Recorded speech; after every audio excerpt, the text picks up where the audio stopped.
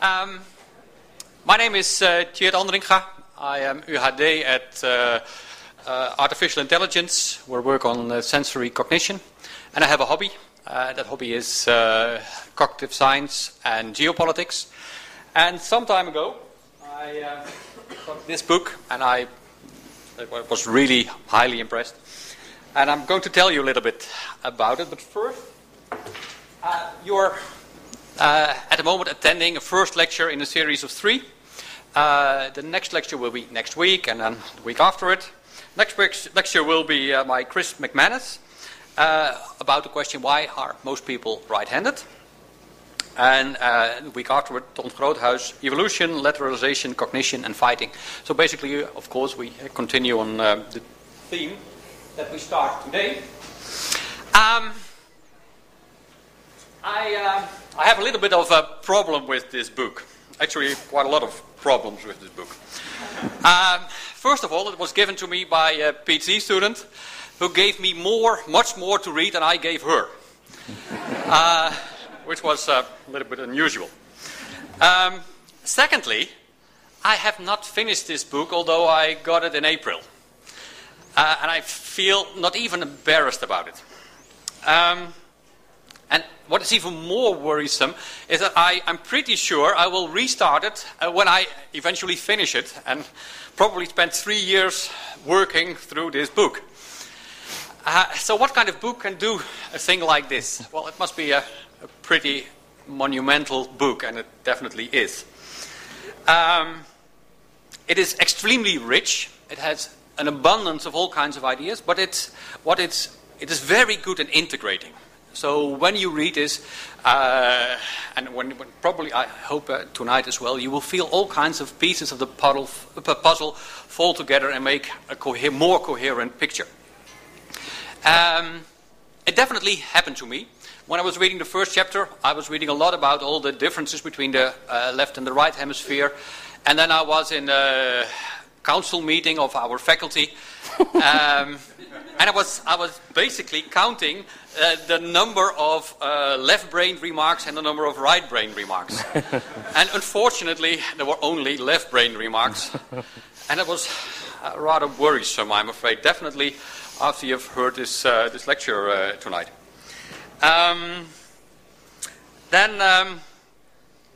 Also I think that when I came to the later chapters, I started reading all kinds of things that were connected to this, and connecting it to my big hobby, geopolitics. Now I understand much better why many people harbor all kinds of beliefs that are actually bad for them. And think about what you hear tonight, that it's very, very easy to fall into that trap.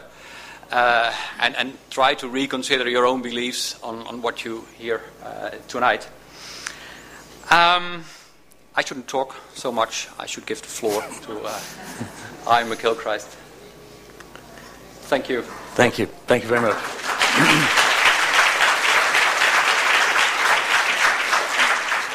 Thank you for those very kind words, and thank you for inviting me here. My first time in Groningen. I hope you can all hear me. If there's a problem, shout out, and we'll see if we can do something about turning the sound up. Yes, I'm here to talk to you about that vexed problem of the right and left hemispheres, which apparently everybody knows about and knows has completely exploded years ago. I hope to sophisticate that position a little tonight, and hope you will begin to understand why it might be important. I'm not going to be telling you that the left hemisphere does reason and the right does emotion, and the left does language and the right does visual spatial things, because that is not true. They're both involved in everything. The British philosopher Mary Midgley, when she reviewed the book for the Guardian newspaper, which is one of our daily newspapers, made, I think, an essential point. That I'm talking here about 2 ways of thinking, not thinking versus feeling. And one of them is more sophisticated than the other, and it's the one that we use less of. I'm going to give you, to start with, some explanation of this peculiar slide behind me. Why is this book called The Master and His Emissary? What does it mean?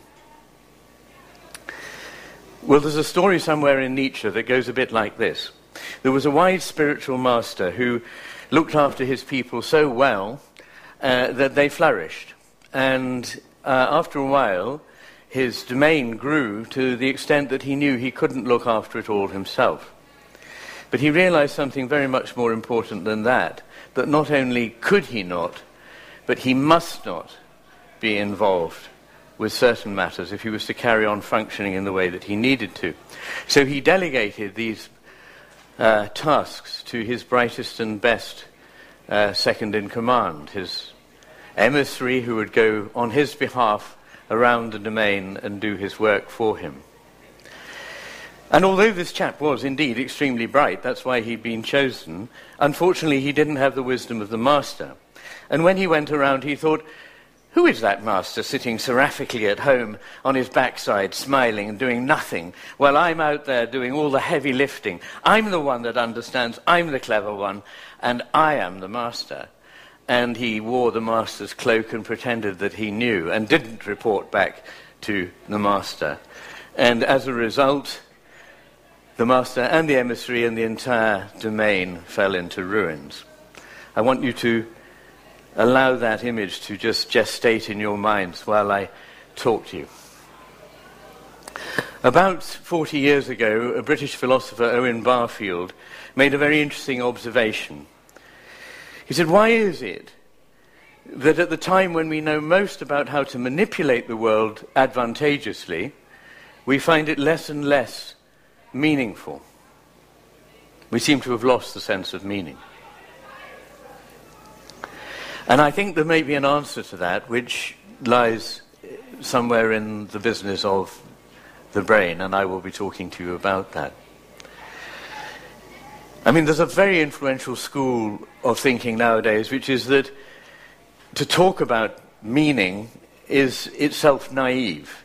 It's a leftover idea from when we needed to cheer ourselves up about who we were, and invented myths and stories and spiritual rituals and things to fill the gap of knowledge, which science has largely filled and in very short time will have completely filled.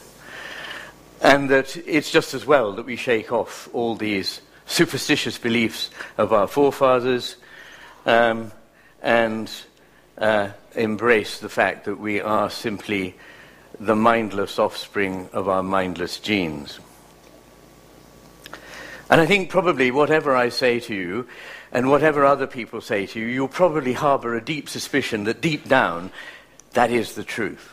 We go about our lives pretending that things have meaning, but probably the truth is that they don't, because we know it all now. Now, I'm going to suggest that that is irrational, unscientific, and unconvincing. It's irrational, for a start, to believe that we can know everything. That's simply an article of faith. If a squirrel could think about it, it would probably imagine it knew everything. But we have evolved from squirrels. Why do we suppose we're the end point of evolution? I mean, we may be the last thing to evolve, but that's due to our folly. But there might be other stages of evolution, of course, in which we would learn things, understand things, and intuit things that at the moment we have no inkling of. But I'm going to suggest that for a rather more profound reason, that looking at the brain may help you see that story, that everything can be reduced to the lowest common denominator and remain unchanged, is a delusion, actually. And it's not that we delude ourselves that there might be meaning and there might be other things in the world. We have been sold, as we say in English, sold a pup. That means we've been sold something rather cheap that doesn't work as a philosophy of who we are. Now, you may be skeptical about how the brain can possibly answer such a question, and I endorse your skepticism. I'm not one of those people, of whom there are too many nowadays, who think that when they've described something at the brain level, they've explained what it is. That's just a basic philosophical mistake. It's a category mistake. There was a huge excitement some while back when some people found the neural circuitry that underlay falling in love. Terrible excitement. And actually great relief, because until these scientists produced this paper, we didn't know whether we really fell in love or not. And finally we had a solid answer to this. No, I think you would be right to be skeptical about a lot of the stuff that's put forward on behalf of the brain. But I think what I'm going to do is suggest that that kind of thinking is a kind of thinking that only one half of your brain would accept, and it's the half that sees less. So the brain can't tell us what we are or what the world is or anything like that. But by looking at it, we can see the constraints on what we can know. And that's very important. We can see what it is that's happening that constrains our vision. Now, the first question, I'm going to try and get these slides to move on. Is there a special way of doing this? Oh, wrong keyboard. Okay, that's fine. Yes. Defeated by technology at the outset. The left hemisphere rides into battle. Now, this is, for those of you who are not used to looking at brains every day, I apologize to those of you who are very familiar with them. Here we're looking down on a brain, and the bottom of the picture shows the back of the brain and the top shows the front, and the right hemisphere has been pulled aside to show this band of fibers that connects the two hemispheres called the corpus callosum. Now, I've never heard anybody actually ask the rather basic question, why is the brain divided? I mean, first of all, the brain exists to make connections. In fact, it is only a bundle of connections. And its power consists entirely in the number of connections it can make.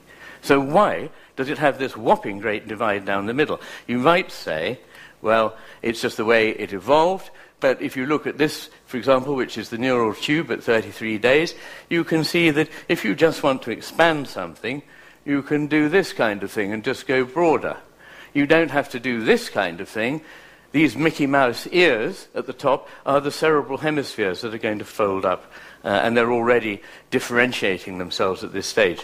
In any case, that kind of argument doesn't work. I mean, your skull consists at birth of 16 different bones that then fuse, and, you know, we have ways round these things. They could have joined up over evolution, but in fact they haven't, and what's more, evolution has taken the opposite direction, so that the volume of the hemispheres has increased more than the volume of the corpus callosum. So relatively speaking, there is less of a connection rather than, one might have imagined, more of a connection over time. And what's more, the plot thickens when you realize that a lot of what the corpus callosum does is inhibitory. For those of you who are neuroscientists, I know perfectly well that many of the fibers that cross, the majority of fibers that cross the corpus callosum are excitatory, they're glutamatergic, but they, in a very large proportion of cases, terminate on GABAergic neurons, the function of which is inhibitory. So something is being kept apart from something else here, is what it looks like.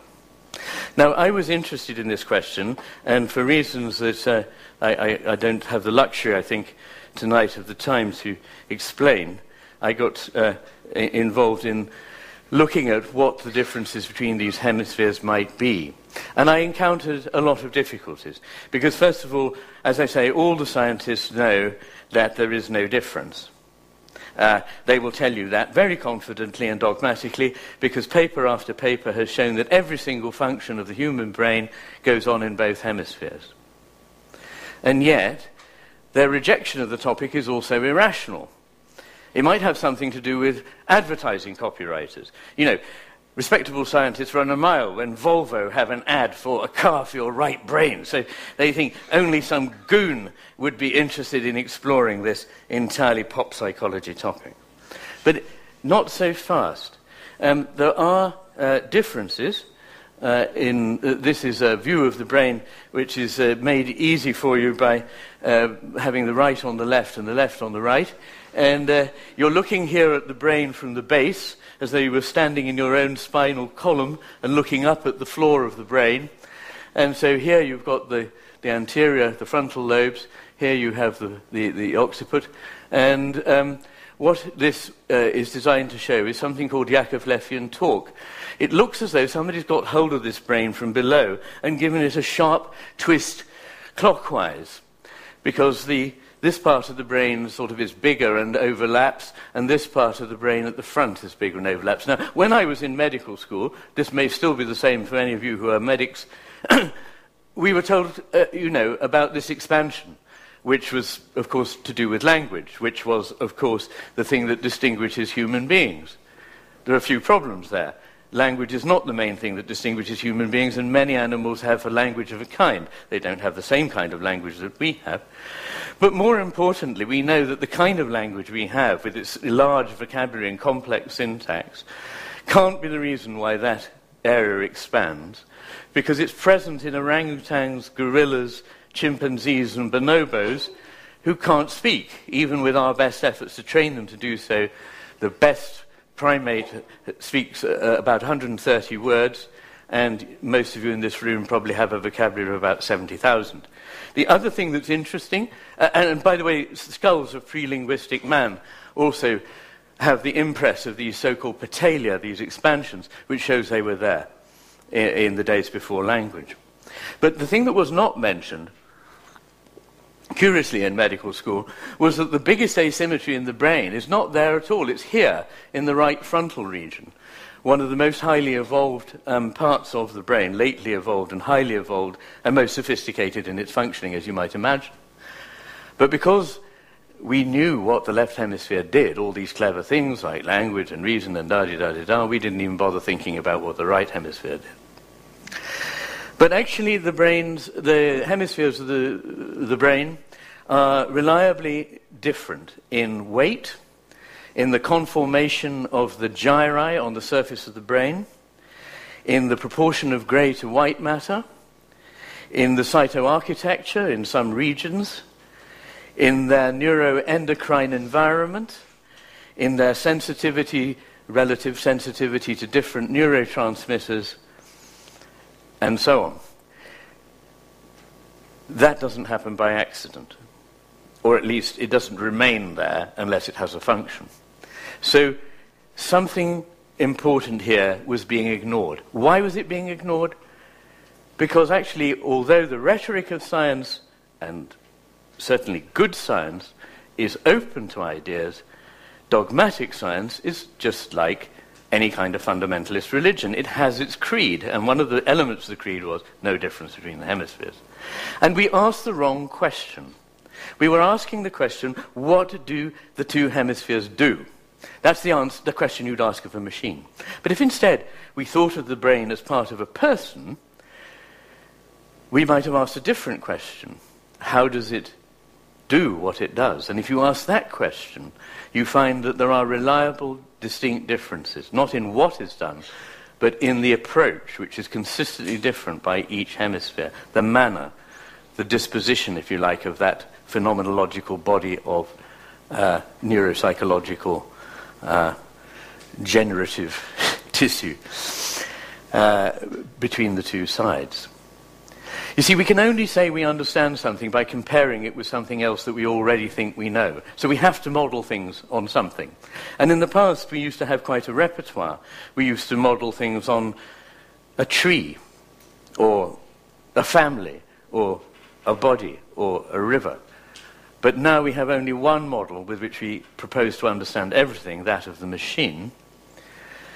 And it was a 50-50, really, whether we would get it right, machine or person. We happened to choose the wrong one. Now, first of all, I want to make clear that I'm not saying that I know anything about whether the brain generates experience or mediates it. I don't. I don't think anybody can tell the answer to that question.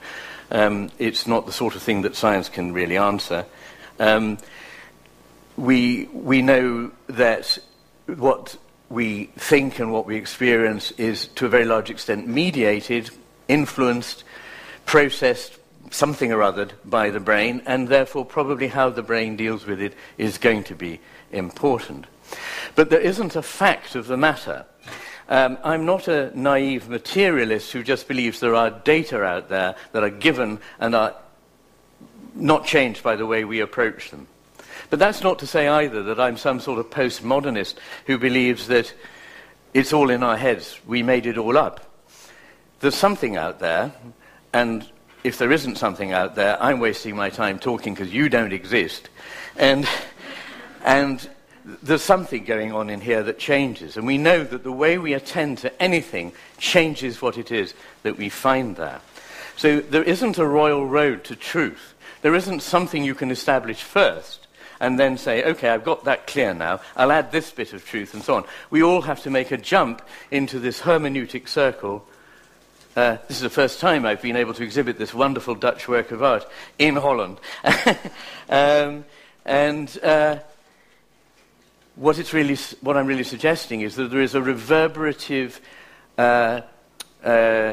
exchange going on between mind and matter, between brain and the world, between society and the brain, between nature and nurture, none of which is foundational, but each generates out of this coming together of two things that complement one another but can't be confounded.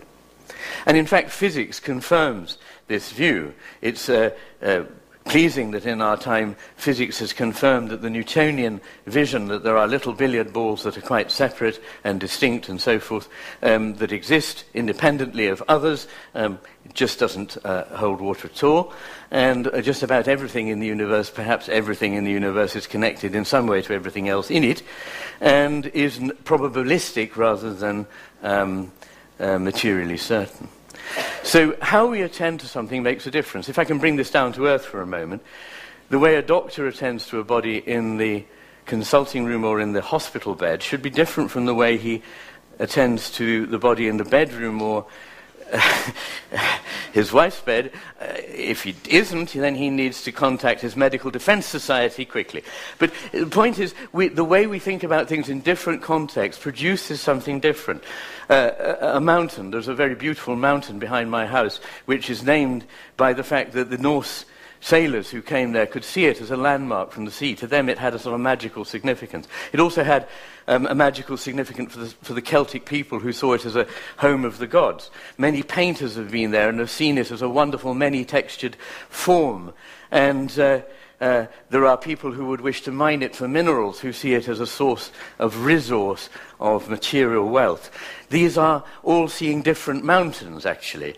And there isn't one that's real. You can't tell me which description of the mountain, and certainly one in terms of probabilities of atoms that we can't ever see, is the reality of the thing. So, in the end, what we do when we're attending makes a difference. Now, what has this got to do with the story of the brain? I found it difficult, as I say, to approach the human science record with enough confidence. But fortunately, animal ethologists had been looking at birds and animals without worrying about volvorads.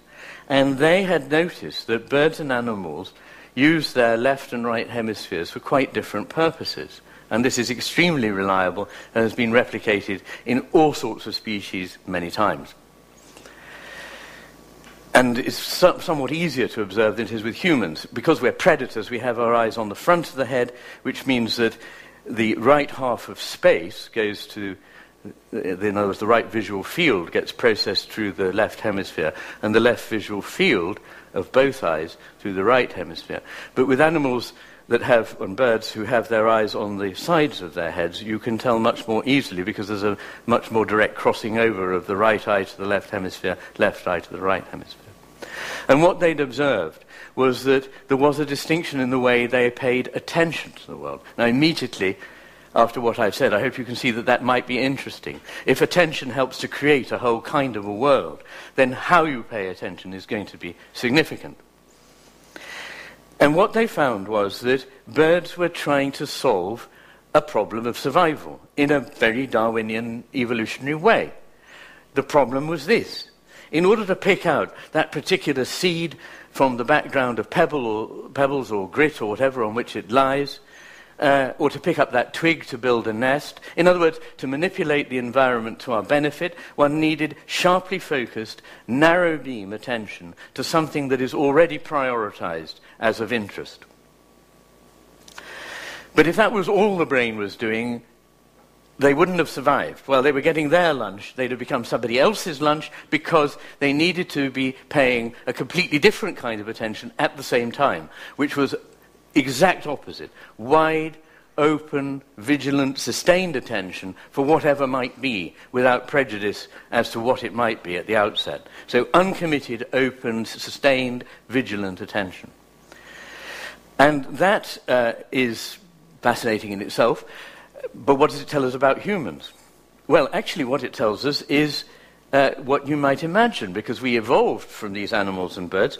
And it turns out that, again, neurologists distinguish 5 kinds of attention, and 3.5 of those are carried out by the right hemisphere, the other 1.5 by the left. And what it basically boils down to is that sustained, vigilant, open attention is dealt with by the right hemisphere, and narrow, focused, sharply focused, narrow beam attention in the left hemisphere. And people who have a damage to the right hemisphere, it's described in the neurological literature, they have this pathological narrowing of the window of attention. Now, that, as you can imagine, has many, many consequences, and really a lot of the consequences of that are the subject of the first part of my book, and I'm not going to try to summarize them here tonight, but I'm just going to give you some headlines. So there are some sort of things that one could say very generally to be true, and for those who want to hear the refinements on it and to see the level of evidence on this, then please go to my book, because that's where it's laid out. Obviously, if you're looking at things piecemeal in very narrowly focused, already preconceived way, you see a familiar world which is made up of bits that you recognize, and you put them together to make an overall picture. If, on the other hand, you see broadly, you see that things that looked separate to the narrow attention are actually interconnected, and that the context changes them. And that actually understanding them involves understanding the whole picture, the whole context. And that if you see the broad picture and the extremes of attention from which new experience tends to come from the periphery of attention, you'll probably be also more aware because you're on the lookout for the unexpected. So things that are new and unfamiliar are only revealed in their wholeness, will be better appreciated by the right hemisphere than by the left. But things that you want to narrow down on and seize and take hold of and use will be better dealt with by the left. Now, there is a hierarchy of attention, actually. Most people, when they see that, the first thing they see is an H and a 4. And it's only later that they see the E's and the 8s. So we don't actually build something up. There is an exception to that, actually, which is in schizophrenia. So if anybody saw the E's and 8s first, please see me afterwards. But no, sorry, I mustn't joke. There are other reasons, and I'm not going to go into them now. But the point that I'm making is that we imagine, when we retrospect on how we know something, that we do it in the way that our vocal, analytic left hemisphere will say that we do, which is, I looked at this and that and that, and I saw that it was But actually we don't. We see the whole, and then we decide, what's all that? Oh, it's E's. Now, I mean, probably, hands up those of you who know this picture. Oh, you pretty much all do, yeah. So, okay. This is a picture, for those of you who haven't got it, of a Dalmatian dog. There's the nose, there's the ear, there's the back, tail, hind leg, foreleg, 2 paths crossing in the shade of a tree. I thought I heard an aha, which is wonderful, because we call this the aha moment, you see, when the thing pops into vision. And there's no way you can actually work this one out by going, oh, that bit there is a bit of a dog. Oh, that bit there is a bit of a shade. It doesn't work. You have to see the whole thing. And actually a lot of things that we understand, not just simple things, but complex things, are understood first this way. There's plenty of evidence that most of the great discoveries of mathematics were made in this way, that a pattern was perceived, and it took sometimes weeks, actually, to sequentially explain and confirm that it was a correct perception. And Elkanah Goldberg, a very well-known American neuroscientist, has spent a lot of his life explaining and monitoring what goes on when the brain perceives new things. And it seems that the right hemisphere takes hold of them first, when they're fresh as a whole, and then as they become familiar, they become a member of that family, a representative of that thing, to be put in that pigeonhole, as we say in England, then they move over to the left. And this doesn't matter whether it's music or a word or a colour or a friend or an idea. The right hemisphere grasps it first when, as Heidegger would say, it presences to us. In English, no doubt in Dutch, you have a rich wealth of words for this, presencing, but we don't have it in English, so I have to say presencing anyway. Heidegger would have known what I was talking about. And so when things are not just present to us, but are presencing, coming into being, in our, they're not sort of pre-digested and already a representation, a presentation after the fact, then they're present in the right hemisphere. Now, another thing that distinguishes them is certainty. The left hemisphere is interested. In fact, one way you might look at the difference is that the left hemisphere's concern, if you like, is to make things certain. It enables us, therefore, to interact effectively with the material world.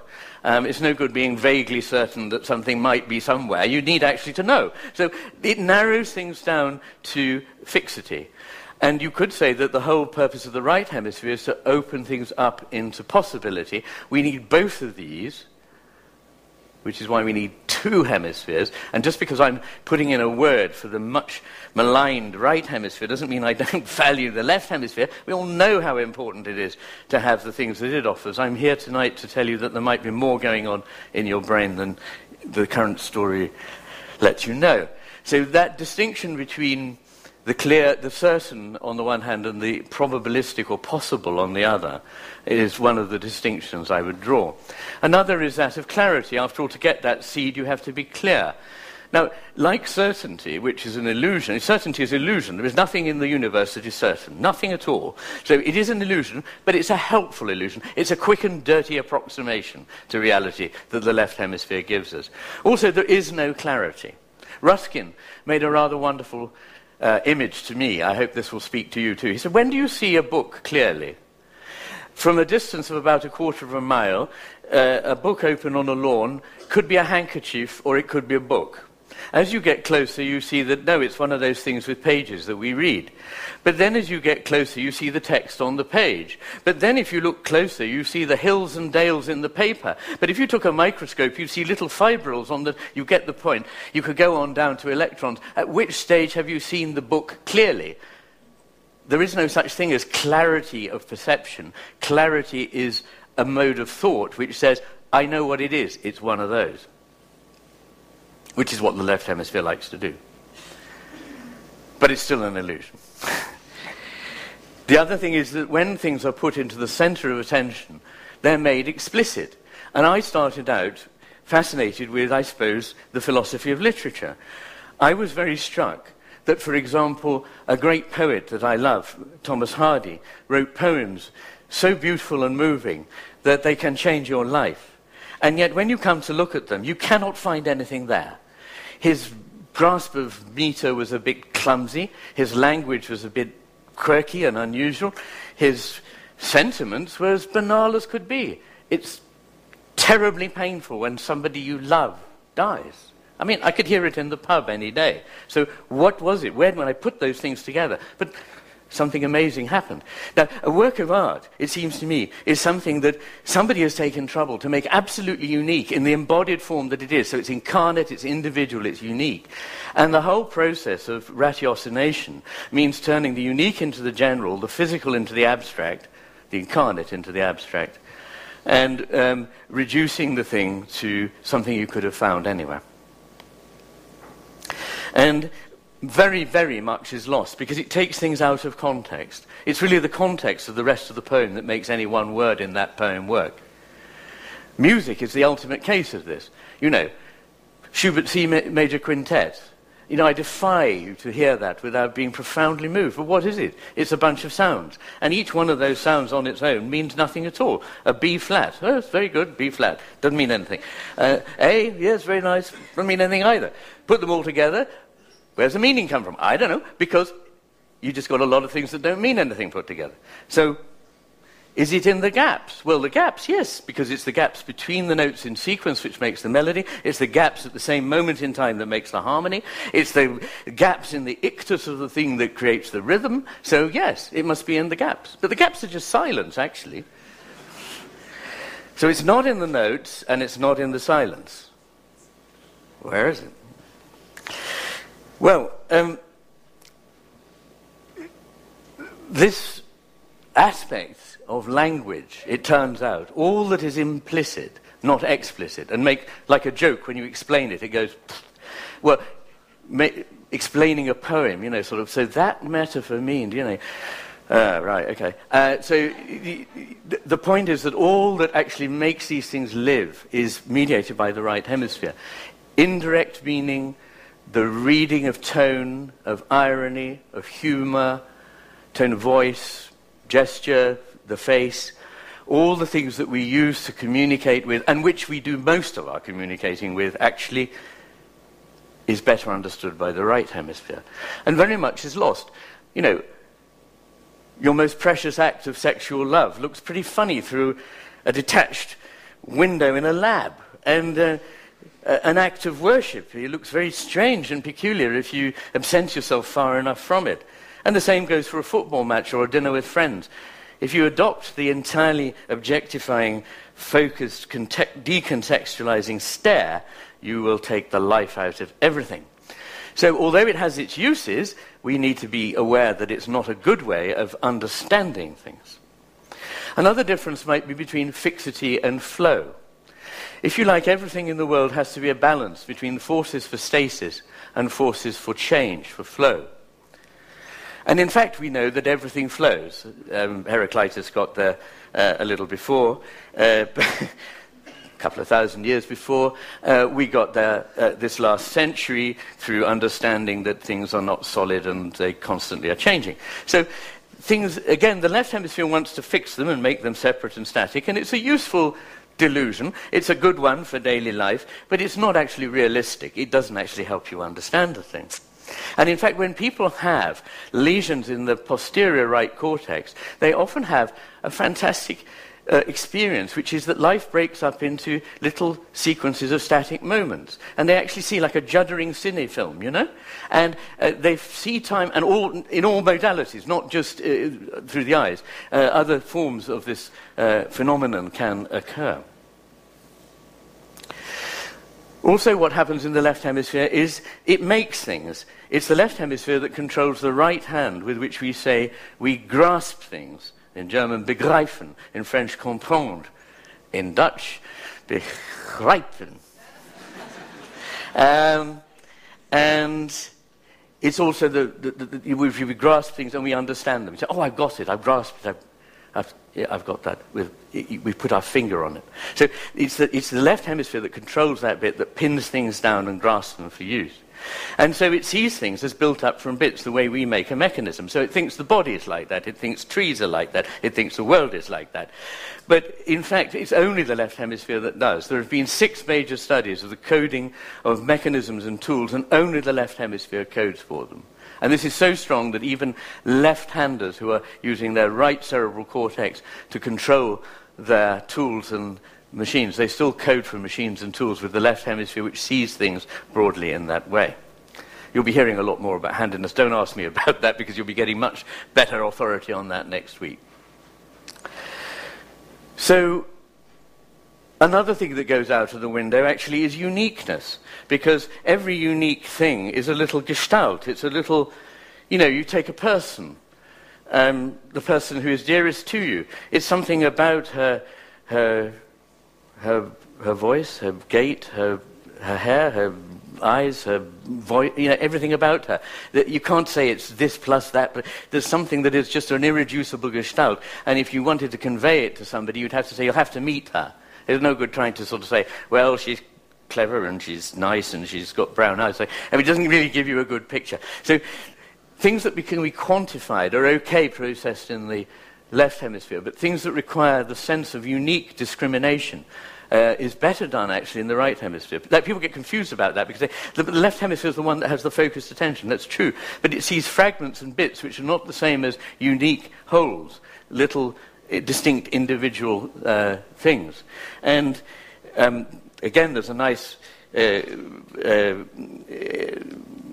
story of a Swiss cow man who had a right hemisphere stroke, and afterwards he could tell his Frisian cows just up the road from Jersey cows farther away, but he couldn't tell Tinkerbell from Daisy. He couldn't tell his individual cattle that he'd known before. So the unique versus the general, quality versus quantity, the presencing and newness and so on versus the familiar and the already categorized. What the left hemisphere does is produce a very simplified version of the world, which is far more useful than a complex one. If I'm going from here to Amsterdam, I don't really need to know about all the people who live along the railway track and what their dogs are called and what they like for dinner and so on. I really just want to know which train to get on and, where to get off. So this is much better, much more helpful. And this map of the world is just a very simple scheme of the world, which helps us use it. The trouble is, as I'm going to suggest, we've moved into a frame of mind in which we take the map for the world itself. Now, I'm going to just show you, because it's time to stop talking and show some more pictures, otherwise you'll all fall asleep. So, yeah, I just want to show you this. Again, this is a very noddy picture of the brain, very simple. But what it basically shows you is all that blue stuff. That's the frontal lobes. And, I think a lot of people who are not medically trained think that the frontal lobes must be a little bit of the brain up here. But actually, it's almost half. Well, it's actually 35%, but it goes back halfway across the cranium. And those are the latest evolved parts of the brain. Why are they so important? Not because they enable us to do anything at all, but because they enable us to not do things. They are largely inhibitory. They stop us giving the immediate reaction so that we can consider what would work well in the long run and what would be in our best interest in the long run and what other things might look like in other times and places that are not present to us now. So they enable us, in other words, to imagine and to conceive and see what another mind might be thinking and so on. Now, science, because it's got, well, I mustn't be, science is a great thing and one of the things that I most value. But scientism suggests that we really are just all sort of horrible, vicious creatures that are out to sort of kill one another and destroy one another. And I think that also is a very limited version of the world. Standing back from the world does in fact enable you to manipulate other people. So neuroscientists always talk about the Machiavellian brain, because basically it enables you to stuff another person by working out that if you do something that they're not expecting, you can win one over on them. Yeah, good for you. That actually works up to a point. But there's another way of looking at the world, which I call the Erasmian, because at the same time that Machiavelli wrote his Prince, there was another great, and much greater, in fact, Renaissance thinker, Erasmus of Rotterdam, who, all these Dutchmen tonight, sorry, I didn't do it on purpose, who wrote a book called the Institutio, the Education of a Christian Prince. And his message, unlike Machiavelli's, which was that Machiavelli's was it's better for a prince to be feared than loved, was it was better to be loved than feared. And in a way, these are the two stances of the two frontal lobes. That expansion in the right frontal lobe that I showed you earlier, what was it for? It was for all this social capacity of empathy, of understanding, of connection while remaining separate. It's the bit in which there is intercourse between the baby's eyes and the mother's eyes in the first 2 years of life, which enables the self to develop.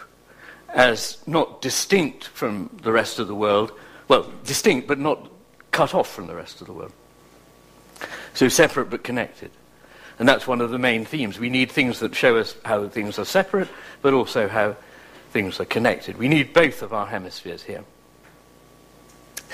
Now, because the right hemisphere is interested in looking for anything from all quarters, it covers the whole of space. But the left hemisphere is interested in the bit that it can use and manipulate, which is the bit on the right side.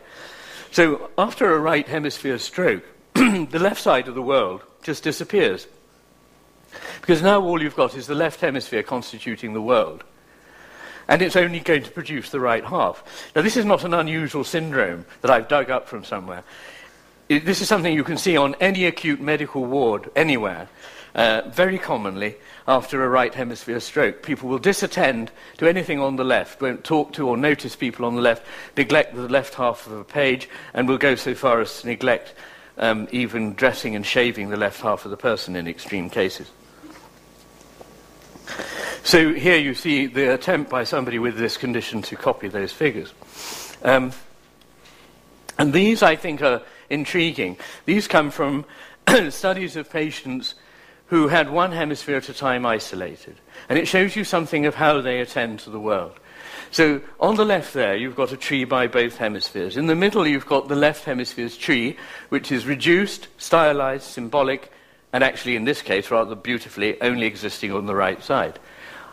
Over on the right there, you've got the right hemisphere's tree, which shows the form and flow of life. And here you see something similar by different patients in the same conditions. Intact patient here, left hemisphere only reduced to a geometric symbol, right hemisphere only having the living form. This is really just to show you a matter of depth, that the right hemisphere understands depth, which is how we connect to the world, the sense of space and our relationship to it. In fact, the right hemisphere is relational consciousness. And these are all by the left hemisphere. So you see the cube is flattened out, the table has lost perspective, and these symbols represent trees, people, and flowers. And I like this. This is from Gazaniga and Ledoux. It shows a patient who had a commissurotomy, that's a split brain operation. And before the operation, you can see both hands can do a passable cube. But after the operation, the right hand that's been doing cubes all its life can't do a cube, because the input from the right hemisphere is no longer able to get across to it. Only the left hand, which still has the sense of depth and space and organization, can do that.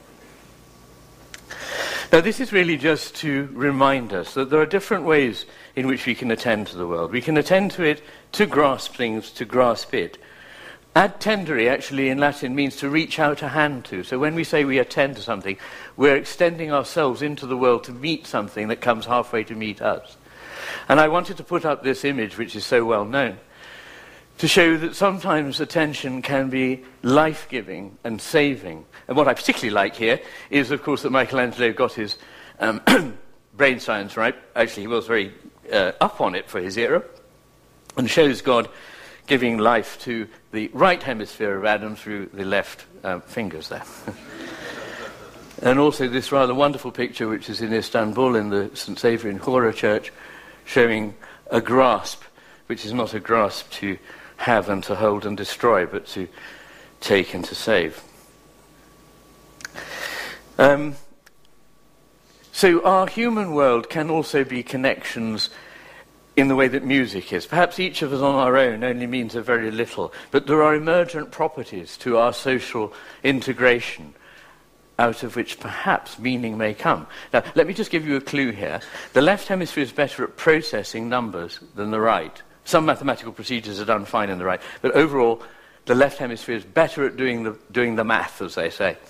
It's also better at wielding syntax. But it's the right hemisphere that actually understands overall better what those numbers mean and what those sentences or utterances mean. So if I say, it's very hot in here, you know I mean, could you open the door? But my left hemisphere thinks I'm just offering useful meteorological data, you know? So these are different ways of looking at the world. And things, so meaning actually is something that the right hemisphere contributes. The left hemisphere is not particularly interested in meaning, it's interested in manipulating. Meaning comes from seeing the whole picture and how things fit together. So there's a kind of, as I say, it's not about reason versus emotion. There's a kind, in fact, the left hemisphere is extremely emotional, and one of its things is very optimistic. It's vastly over-optimistic, and it's also anger is one of the most lateralized of all emotions, and it lateralizes to the left. Equally, the right hemisphere is perfectly capable of what used to be called reason, which I'd like to distinguish from rationalism. In German, there are two words, Vernunft and Verstand. Possibly in Dutch, I forgot to check.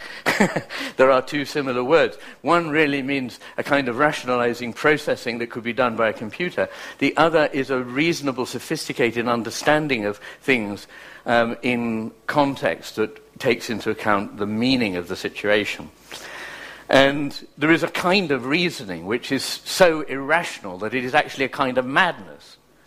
So I want you to bear that in mind. We can be misled by reasoning just as we can be misled by intuition.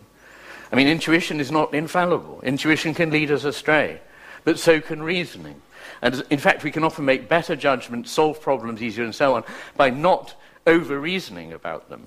So getting the balance is extremely important. And I always say the intuitions of people who've spent a lifetime reasoning are going to be better than those that haven't.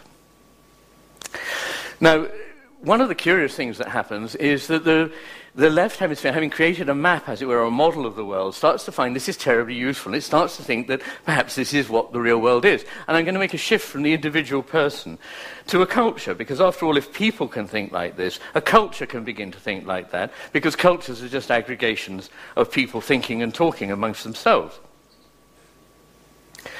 And you start to find that a system can become more real than reality. So in ancient Greece, in one of the eras when I think the two hemispheres work particularly well, you get philosophers like Heraclitus being able to understand that a thing and its opposite may very well come together, which was something that Plato made us abandon. And you get people like Thales predicting an eclipse of the sun, one of the very first people to do so. So you've got all sorts of things in science and in the arts flourishing, wonderful sculpture, depictions of the human face and so forth. Move forward a certain number of years, about 300 years, and you start to get paradoxes coming in. Now, what I think is happening is that the left hemisphere is becoming overexpressed in the culture. And it starts to misunderstand reality. It starts to say things like this. For me to get to that door, I've got to get halfway. Before I go halfway, I've got to go quarter of the way. Because I've got to go quarter of the way, and then first I've got to go an eighth and a 16th and a third, I can't move. See? Now, reasoning tells me I can't get to that door. But in fact, of course, I can. But the answer was there's something wrong with reality because it doesn't measure up to reason. Achilles can never really overtake the tortoise. And if if 1 grain of sand isn't a heap and 10,000 is a heap, but adding no 1 grain is going to get you there, you can't get to a heap. So logic, they found themselves stumbling on logic, because the logic is using sequential analysis of the left hemisphere to understand something that is non-particulate and flowing in terms of something that is particulate and static. And a grasp of reality begins to be lost and substituted by theoretical thinking. Now, there's a lovely study in the book which I refer to, where two neuroscientists, Marcel Kinsborn and Deglin, got together to ask people, it's a very subtle and beautiful experiment, ask people about the truth of a syllogism that had a false premise. And the one that they give as their first example is all monkeys climb trees. So far, so good. The porcupine is a monkey. Not so good. The porcupine climbs trees. Well, is it true? Well, when people in the intact brain are asked this, they say, no, it's not right. The porcupine's prickly. It runs along the ground. It's not a monkey. I mean, actually, between you and me, there are porcupines that climb trees, but forget that because these people didn't know that, okay? But then when the left hemisphere of the same person, not of a different person, but the same person is asked if it's true, she replies, yes, it's true. And the examiner says, but why? Is a porcupine a monkey? No. Well, why is it true then? Because that's what it says on this piece of paper. And then when the right hemisphere is asked, it says, no, of course not. It's indignant. It says a porcupine's nothing like a monkey. So there's different ideas of truth, consistency to a system you've already set up, or looking out of the window and finding the reality. And there's a lovely novel by a Russian called Tynyanov, called Lieutenant Kijé, which is about a man who is entirely fictional. He is in the Tsarist army by mistake, because he's only a slip of the pen. Somebody copying out a list makes a nonsense name, which ends up being a lieutenant. But nothing loath, this lieutenant is now in the records, and he gets promoted, and he gets decorated for bravery in battle, and he becomes a general, and he marries and fathers children, and eventually the Tsar asks to see this paragon of humanity, and he can't be found anywhere. Meanwhile, another man who was missed off the list is wandering around the steppes of Russia begging and trying to say, despite all the records, I do actually still live. This is the world in which we now live, where the tick of the box on the piece of paper is more important than whether there's anything going on outside the window. So what I'm really saying is that there is a world where there are representations which make a lot of sense, but they're simplified compared with the complexity of a reality which is neither certain nor fixable nor breakable up into small pieces. We need both takes on the world to get us through, the quick and dirty one of the left hemisphere, the more seeing and the more interesting one, really, of the right hemisphere, which enables us to understand our experience. So I'm going to conclude in 5 minutes, but I'm just going to refer a little to the second half of the book, which is a kind of overview of Western civilization. So you can see it's only going to take me 3 or 4 minutes. And basically, what I do is look with the lens of what one knows about the left and right hemisphere at different eras in the history of ideas, and say which kind of thinking seems to be to the fore.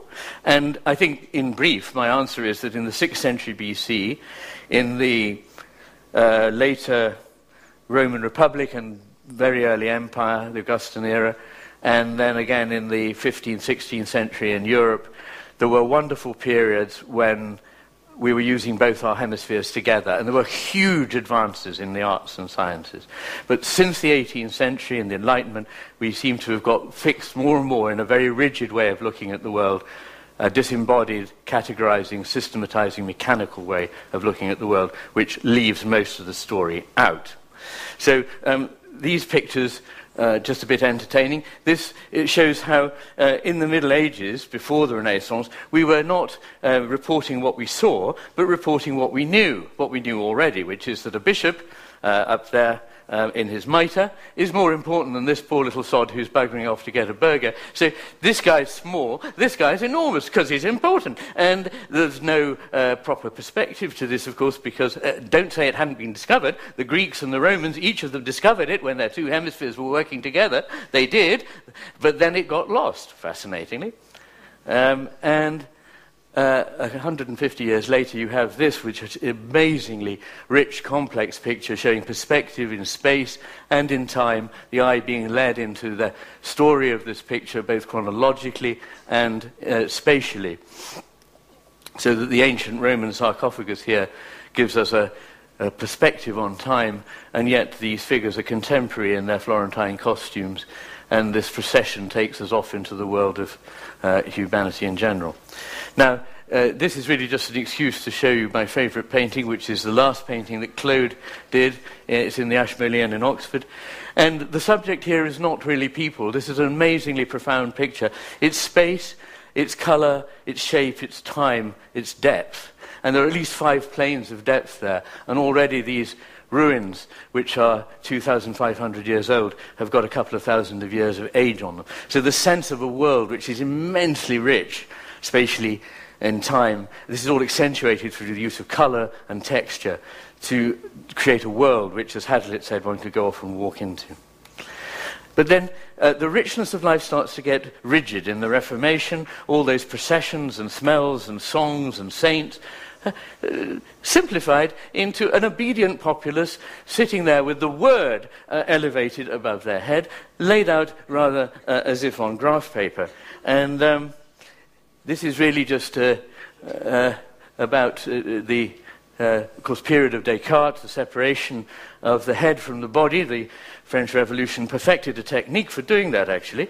And this is to remind us that Romanticism came after it, and that this is a moment from the great English poet William Blake, an inspired mystical poet, one of the great Romantics, and he describes his guardian spirit, Milton, whizzing round the universe and alighting in his body on the left tarsus. He says, it's very specific, on the left tarsus in the poem. And he was so gobsmacked by this that he drew this wonderful picture of the moment of inspiration. What I like about that is the inspiration's going straight into there, which is represented in the brain, deep in the interhemispheric fissure, on the right hemisphere, very close to the limbic system, where no doubt it connected with powerful feelings and imagination from the totality of embodied experience. And this is just to emphasize that in the 18th century, in the Renaissance, harmony, the depth in sound and perspective came in, and harmony and perspective went out with the 20th century, sometimes very wittily and amusingly, of course, in the hands of somebody like Picasso. This poor lady looks like she slipped getting out of the bath, but she's, I think, created by a Dutchman, probably. I don't know, a Belgian, I don't. I better be careful what I say. Anyway, but all disproportionate. You've got a grapefruit for a head, I don't know. Anyway, so my contention is that at the moment we've moved into a world which is dominated by the left hemisphere's take on reality. And if that were the case, what would we expect to see? Well, we'd expect to see a few of these things. We'd expect to see a loss of the broader picture, with knowledge being replaced by information, tokens, or representations, and wisdom being far to seek.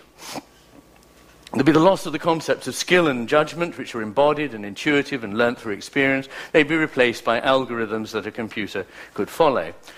There'll be simultaneous ripping apart of our amphibian nature, in which matter became mere lumpen matter, reification became more reified, and our cognition became more and more abstract. Bureaucracy would thrive. Berger, famous sociologist, described these as the qualities of a bureaucracy. And these are things that are all congenial to the mode of apprehension of the world of the left hemisphere rather than of the right.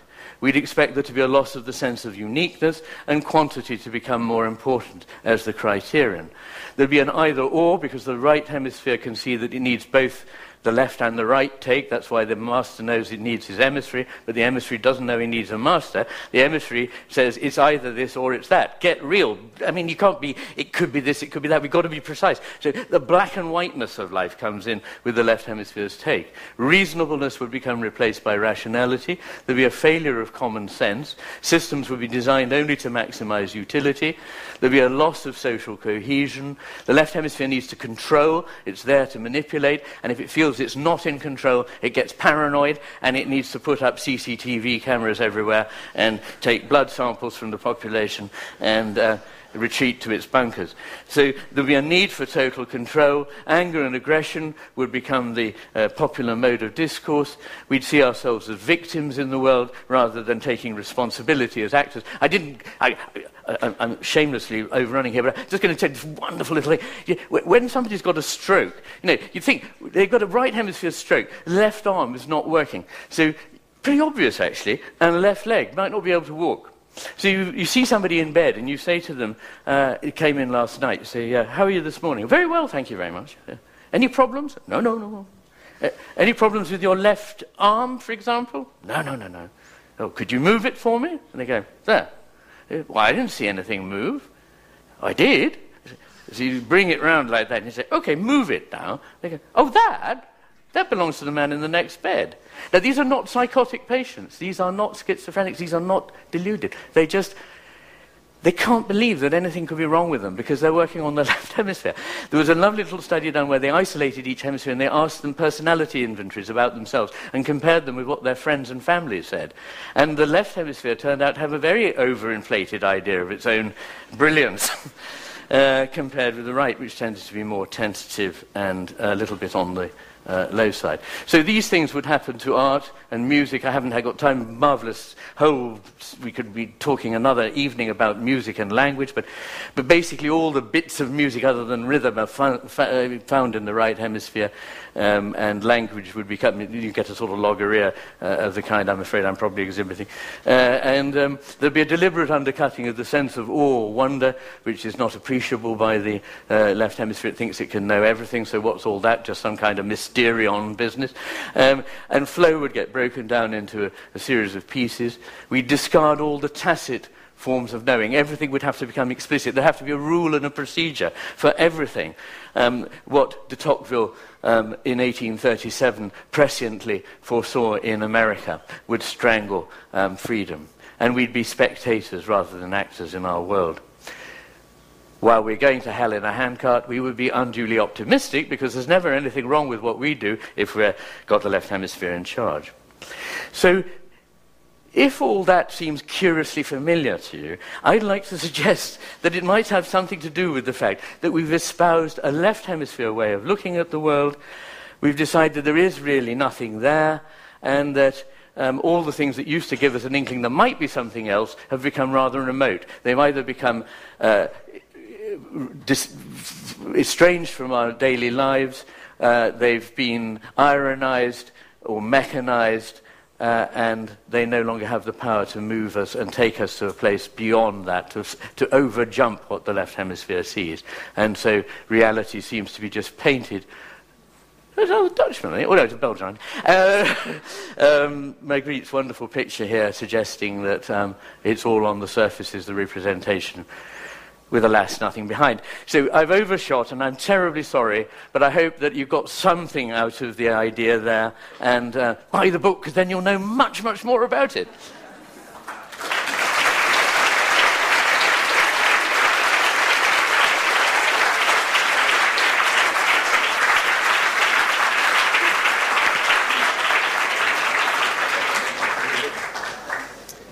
So we have ample time for questions, and I would be really surprised if there are only a few questions. All right, can I see some hands to make a plan who to... All right, and we start here somewhere at the front and then go to the more...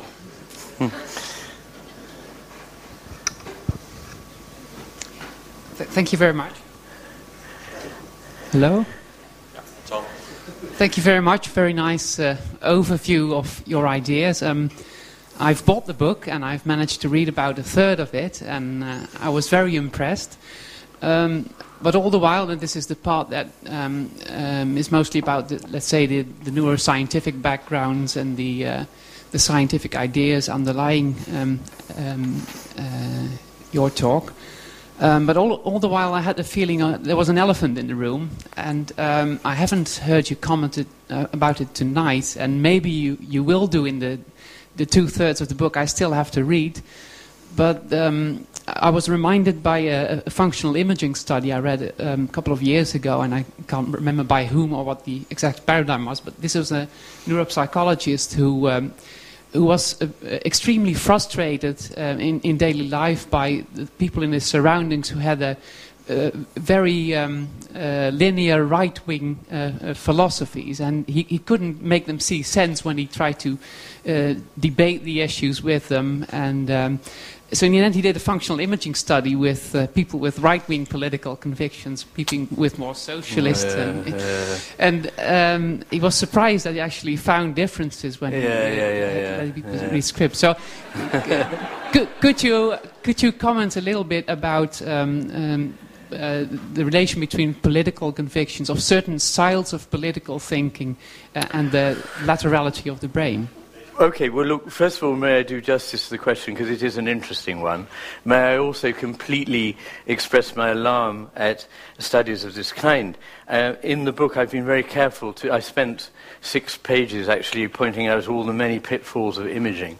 And no imaging study on its own can ever mean anything except in the context of a whole lot of other research, because they're so difficult to interpret. That would be the first thing I'd say. So everywhere in the book, I have not founded something on one piece of research, but on a convergent body of research from lesion studies, from split brain studies, from imaging and neuropsychological profiling and so forth.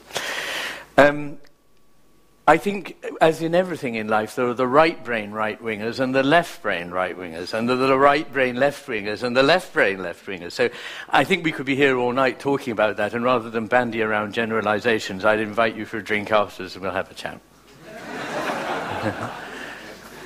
All right. Next question. Go that way. Yeah. Down there.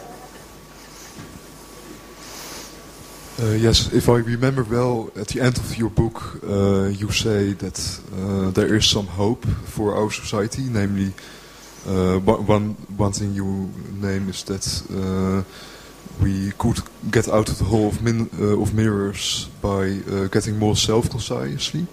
By getting more self-conscious. More. Self-conscious. Sorry. Self-conscious. Oh, self-conscious. Yes. Sorry, my English is quite poor. Yes. But can you explain why that is? Why you think so? Sorry? Can you explain why you think so? Can I explain why I think so? Yeah, I think what I was... so the question is there any hope? And if so, why would I possibly have it? And... I call myself a hopeful pessimist. I mean, I don't think things are going well, but I'm hopeful because, unlike the left brain on its own, I think we don't know everything, and we can't predict things very well. In fact, the financial collapse is an absolute monument to the folly of believing we can predict accurately systems that are far more complex than we allow them to be.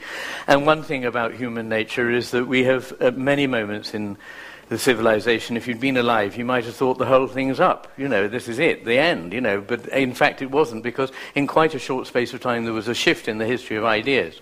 Now, the particular point you're asking about is self-consciousness. And there, I think, could I put it like this? There is a kind of innocence that a child has, and there's a kind of innocence that a saint has.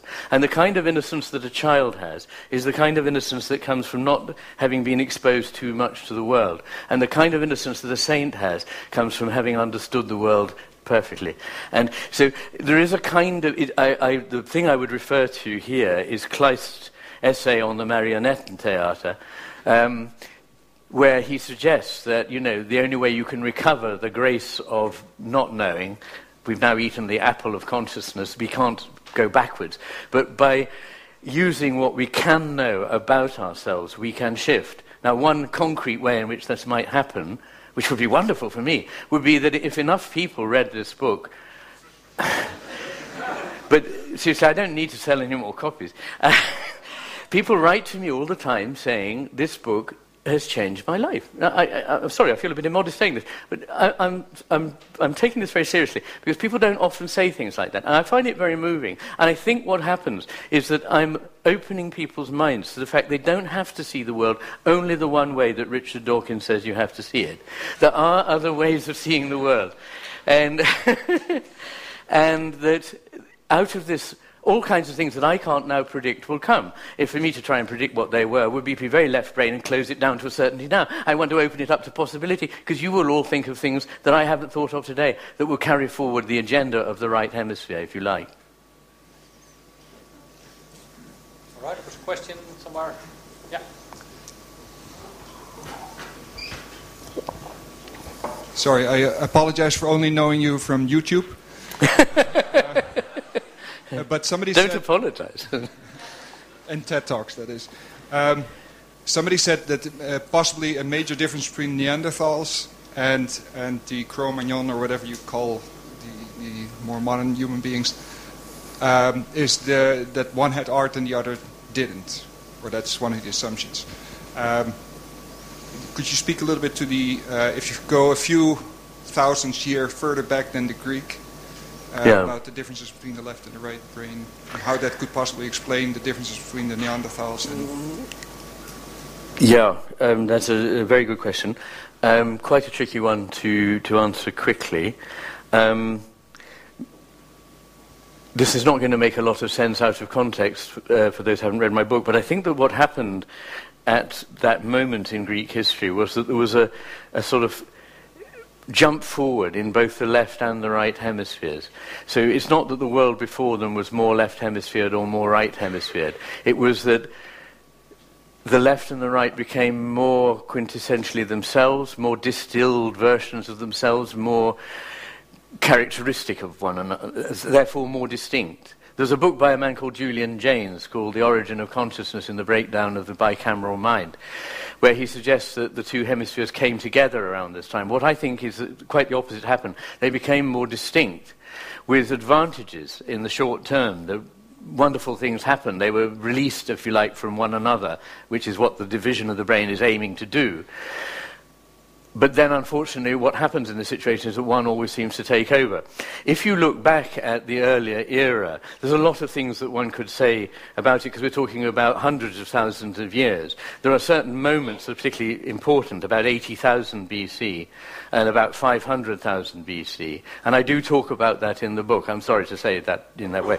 But one of the issues that really interests me is the origins of language and the nature of music. And there is a chapter in the book which I devote to that, which is probably the one that's most about the era that you're talking about and what happened to the brain. But it wouldn't quickly divide into they were more left-brained or they were more right-brained. They probably weren't, their frontal lobes probably weren't quite as highly developed and evolved as they became later. Another question somewhere? I come to you? No, not anymore? Okay, that's it. Thank you for your interesting talk. Well, it was very interesting, but I started to get a little scared actually at the end, thinking I have a demon in my head who's trying to take over me and trying to take over the world. Yeah. But then I was thinking, I am not a split brain patient, and I think actually my two hemispheres are working together all the time, and so is the case for most of us. Of course. So I think what is scary about it is that the left hemisphere may be dominant, but I wonder whether your picture is not a bit too pessimistic, a bit too right hemisphere oriented, maybe because I still see art, and I know a lot of people who I would not say are left hemisphere dominated in the sense that you describe them. Of course. So I wonder in what sense should we be saying that the left hemisphere is denying the master? Really? Well, the first thing to say is that, of course, something that is complicated is going to get terribly travestied in a short, entertaining lecture. So I couldn't go into all the details, but I hope nobody will run away with the idea that I think that either half of your brain is not working, because both parts of your brain are working all the time, everybody's, unless they've had some damage to them. There is no such thing as generalizations about modern art or anything. I mean, it's all much more complicated and subtle than that, and I hope that to an extent I'm able to do justice to that in what I've written. So any simplification of that kind is, of course, wrong. But the two do work best together, and it seems to me that a cultural discourse has no confidence for ways of thinking other than those of the Enlightenment. There have been some very distinguished anti-Enlightenment thinkers, and it's very difficult to both understand what a lot of them are saying as important, because intuitively what the Enlightenment has contributed is so valuable. And, you know, don't again think that I don't think it valuable. I do think it terribly valuable. Its problem is always not knowing its limitations. It's not that the emissary is anything wrong with the emissary, as long as it knows it's the emissary. It doesn't think it's the master. It's not about the left hemisphere having a problem or not wanting us to be analytic. I myself am quite an analytically minded person.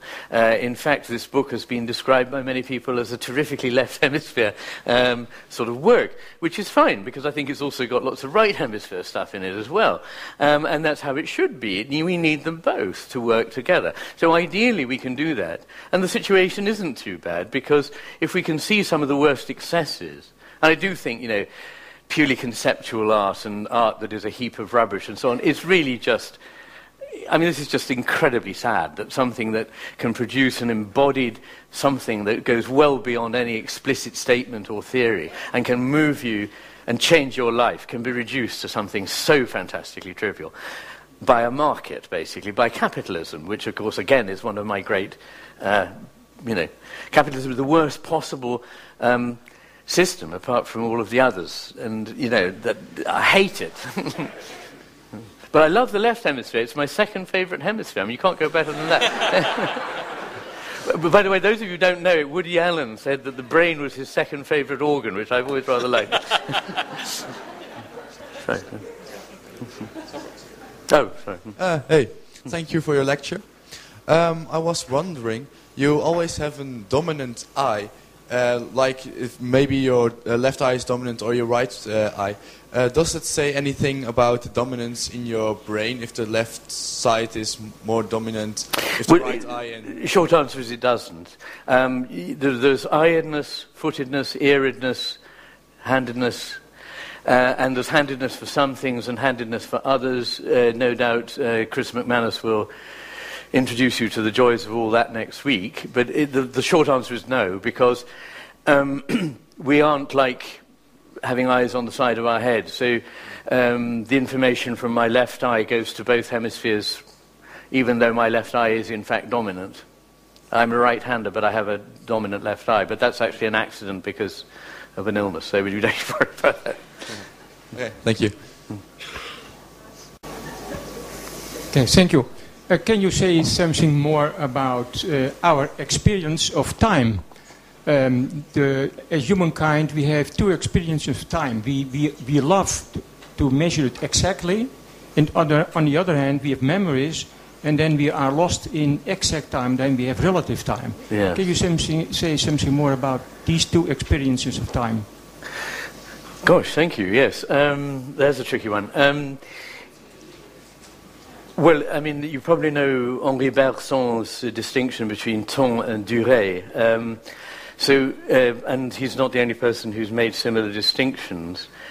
In terms of the hemispheres, the left hemisphere is able to understand a sequence in terms of what comes before or after something. But it doesn't have the sense of something that flows. And if ever there's anything that flows, it's time. And in dividing it up, one immediately falsifies its nature so that you get things like Achilles and the tortoise and the division paradox and so forth, the dichotomy paradox as it's actually called. Those are different meanings of time. But the thing that I always think is that time is both simultaneously static and moving. And in that, I suppose, it's like a river. And as Heraclitus said, you can never step into the same river twice. In the waters keep flowing. So something is moving, but something is staying the same all the time with time. And I think that it's a mistake to suppose that there are certain philosophies and spiritual traditions which suggest that somehow time is an illusion, or that the incarnate world is an illusion. And I must say that my instinct is that that is a left hemisphere shortcut. It's saying, I don't know how to fit this in, so I'm going to say it doesn't count. Being comfortable with things that don't easily sit together is a more mature philosophical position, I think. And I would refer back to Goethe, who expressed better than any philosopher I know the idea that you find the eternal not in spite of the temporal, but through the temporal, and you find the general not in spite of the unique, but through the unique, and that you find the spirit not by turning your back on the body, but through the body. And that is a subject I do write about in the book quite a lot. I hope that might be a partial answer, yeah. At the back, we have a question.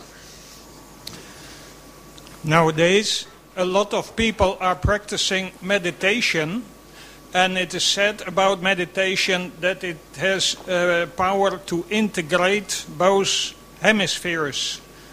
Is that something that you can confirm? Is there research into the that working of meditation? There is, and I don't talk about it in the book, partly because I didn't know about it. But since writing it, I have discovered two things.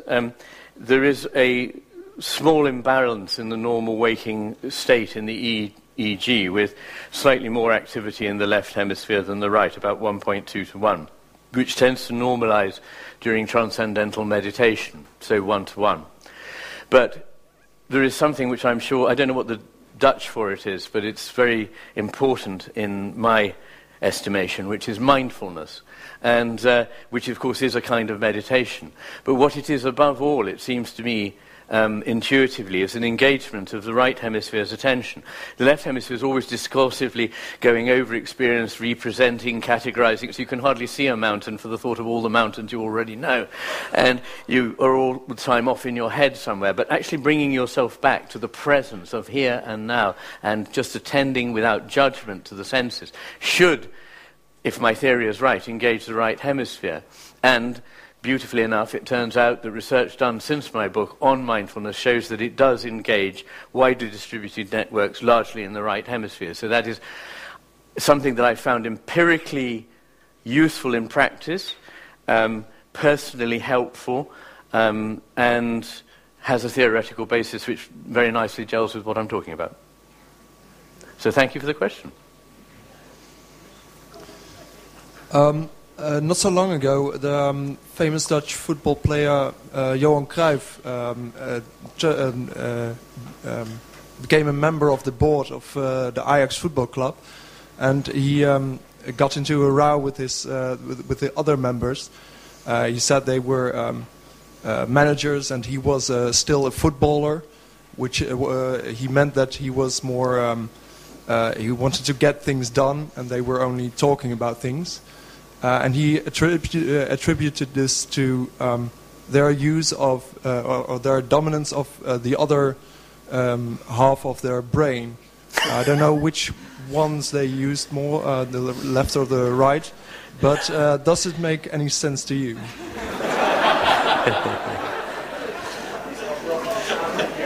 No.